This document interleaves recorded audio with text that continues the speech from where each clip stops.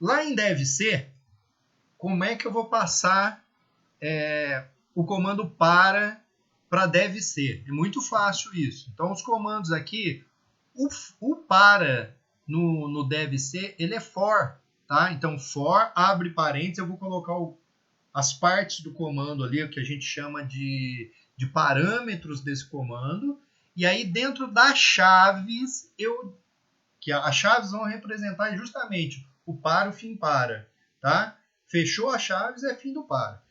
E aí tudo que eu colocar entre essa chave aí de início e final da chave são os comandos que têm que ser executados várias vezes. Só para adiantar para as próximas aulas, o do while é o repita, tá? E o while, ele é o enquanto, tá bom? A gente vai ver isso aí na próxima postagem que eu for fazer para vocês. Bom, comando for, então.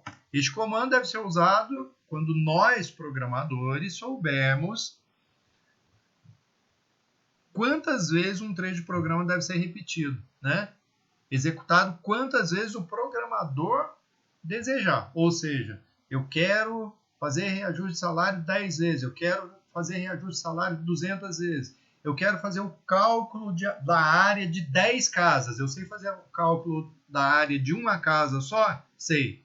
Eu ponho dentro de uma estrutura de repetição para fazer o cálculo de 20, de 30, de 40 casas que eu queira, tá bom? Bom, em deve ser, a sintaxe do comando for, como é que ela funciona? Ela funciona da seguinte forma.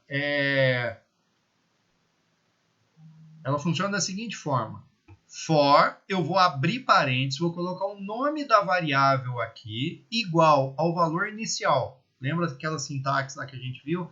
Aqui na condição, vocês vão notar o seguinte. Nessa condição, eu vou colocar um teste condicional para estipular quando vai ser o fim da execução do laço de repetição aqui.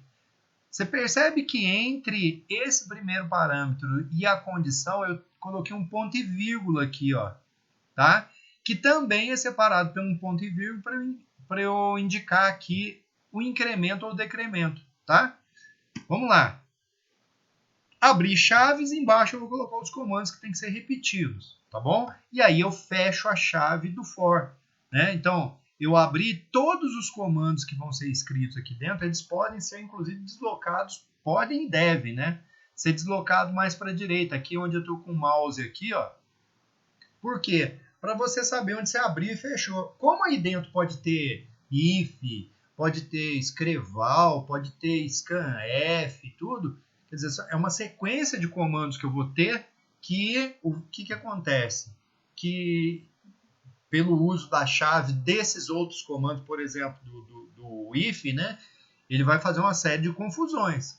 Então, se eu não tomar esse cuidado de abrir e fechar a chave no lado certinho aí, eu posso ter problemas maiores, né? Então, vamos lá, para a sintaxe aí, o que significa o var? Refere-se a variável que vai controlar o laço de repetição para mim. Ou seja, eu posso criar a variável que eu quiser desde que ela seja inteira, tá? Cria normalmente ela como inteira. Então, a variável é inteira e ele vai contar de 1 a 5.000. Pode ser? Pode ser, tá? Qual variável? O nome que você quiser para a variável. Normalmente, como a gente está usando ela para contar quantas vezes o laço está executando, eu, por exemplo, costumo dar um nome para ela de contador. Contador vai de... Aí, o que é o VI mesmo? O VI refere-se ao valor inicial para a variável que controlará o laço. Ou seja, eu estipulo o valor inicial aqui. Ou seja, contador igual a 1. Isso eu estou dizendo para ele, ó. A minha variável contador inicia de 1. Tá? Como é que eu defino, então, a condição aqui? Refere-se ao teste condicional. Eu não vou pôr if aí, tá? É só o teste condicional que eu coloco aí. Tudo bem? Então, por exemplo, se a minha variável contador começa de 1, para eu dizer que ela vai até 100, eu vou colocar... Aí, nessa condição, eu coloco assim, contador menor ou igual a 100. Ou seja, ele está sabendo que vai de 1 até 100.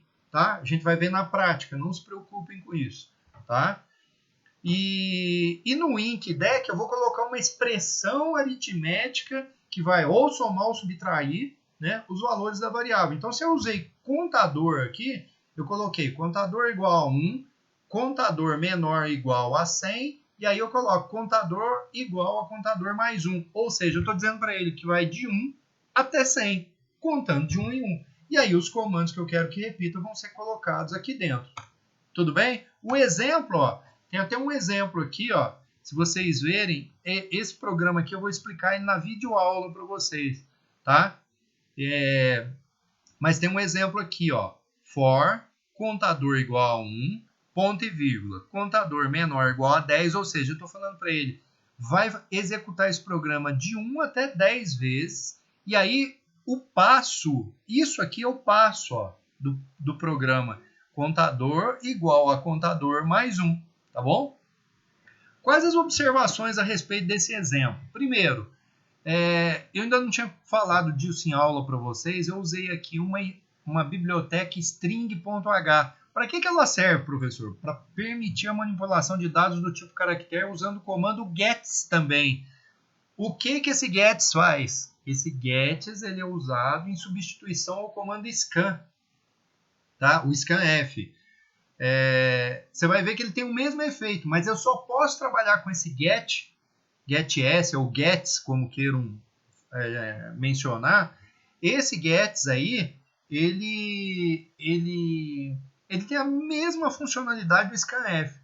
Só que qual é a diferença? Com o scanf, quando eu vou ler um dado do tipo caractere, se eu pedir um nome de uma pessoa, como é o caso desse programa aí, se eu colocar Alberson espaço Vander, ele vai pegar só o Alberson e vai conseguir guardar com scanf.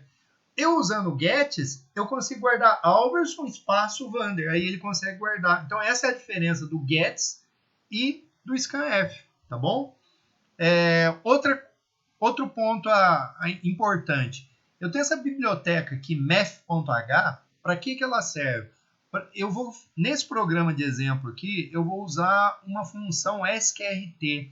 Ela é uma função matemática escrita toda em letra minúscula, que ela consegue calcular a raiz quadrada de um número. Tá? Então, por exemplo, quero calcular a raiz do 9. Eu acho que eu dei até no último vídeo para vocês aí como é que calculava essa raiz quadrada. Então, aqui eu estou oficializando para você. Eu tenho que usar essa função math.h, que senão não vai funcionar, né, aqui no programa. Tá? Outra observação importante. Aí, ó, eu pedi aqui, digite seu nome.